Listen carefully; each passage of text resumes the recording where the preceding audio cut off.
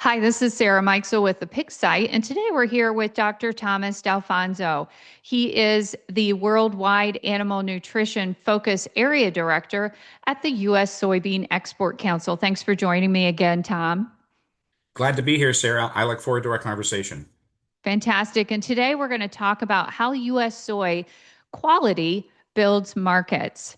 Tom, let's start with how producers and feed mills typically choose their soybean meal origin. What are they usually focused on, and what do you think they're missing? Right, Sarah. Well, in a commodity industry, unfortunately, often price is what's looked at first. But I think what's important to look at is the cost. And let me tell you what I mean by that differentiation there, that distinction. If you look at the ability of an ingredient to lower the cost of feed, that's different than looking at the price of the ingredient. Price is one factor, but the nutrient bundle and the consistency and the digestibility of those nutrients are what's most important. Consistency means you can formulate without using safety margins. You can expect those average values to be there that you're used to. The other cost to look at is cost per kilogram of animal protein produced. And when you have a highly digestible diet where soybean meal derived from U.S. soy is the base ingredient, those animals will perform to their genetic potential. They'll be more resilient to digestive and respiratory ailments we're finding. And so price is just one factor. The other is, unfortunately, crude protein. It's really no longer the way to formulate diets. For decades now, nutritionists are formulating on the consistency of the digestibility of the essential amino acids. And our methods for measuring crude protein are very old, more than 100 years old, and we don't measure crude protein. We measure nitrogen. And this is simply inaccurate. It's much more important to look at those essential amino acids and their digestibility. And in fact, if you were to add up all of the amino acids, you get a higher number than crude protein in many cases. I just saw an example of this in the field on one of my visits. We measured crude protein, two different samples. One had lower crude protein than the other, but when we measured the essential amino acids, when we measured all of the amino acids and added them up, then the one that measured lower in crude protein actually had more amino acids. So Right. measuring the right thing and making the right purchasing decisions go hand in hand. U.S. soy is often described as consistent. That word gets used a lot, but what does it actually mean in practical terms for a nutritionist formulating a grow finish diet? Right. Well, you're counting on those essential amino acids to be digestible. You're counting on the calories to be digestible, and for those nutrients to be consistent. If they're not consistent, then you may be over formulating or under formulating nutrients. You're not properly balancing the diet, and the animal will not perform to its genetic potential. Today's animal genetics will bring profitability when they're provided the right fuel.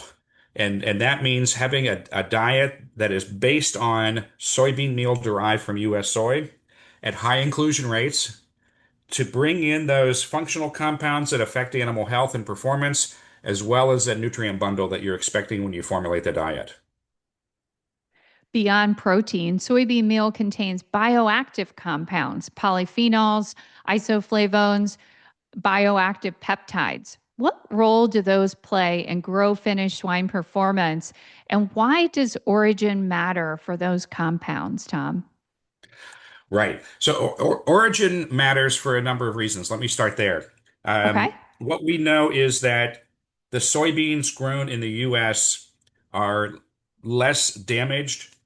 They have better quality essential amino acids. The energy is more digestible, and those are things we as nutritionists are familiar with formulating.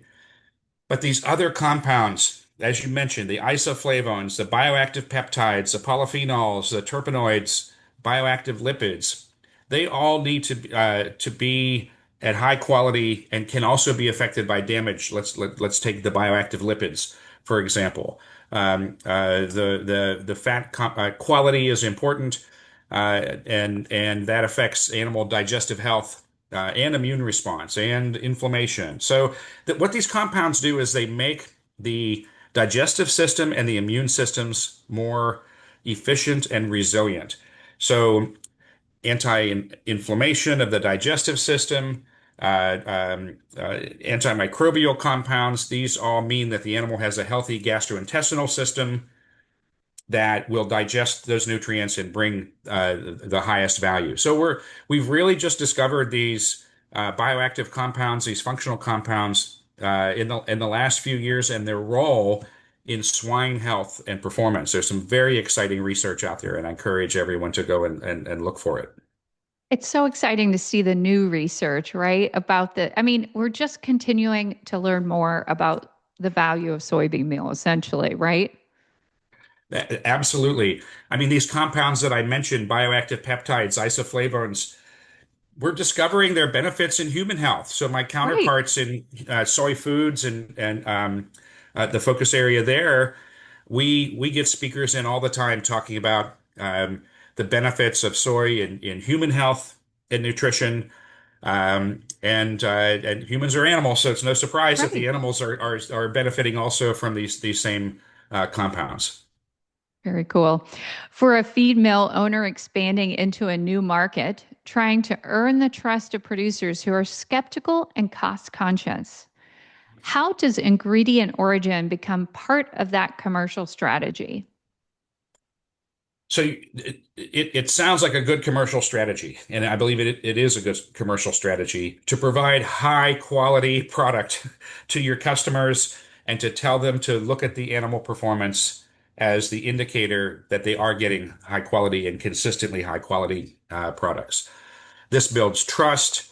This is very important when it comes to an industry that is often cost conscious. They may look at the price of the feed or the price of an ingredient, but what's important is to look at the value, the return on investment for every ingredient decision that you make. Right, So by having highly digestible essential amino acids and calories, you can lower the cost to feed and you can improve animal performance at the same time. Those are the two factors in the profit equation, revenue and cost. So right. look at those factors that improve revenue as well as reduce cost. And you'll see that adopting a preference for soybean meal made from U.S. soy brings payback. What's your message to a nutritionist or procurement manager who is currently sourcing on price alone and hasn't done a rigorous origin comparison? Where should they start, Tom?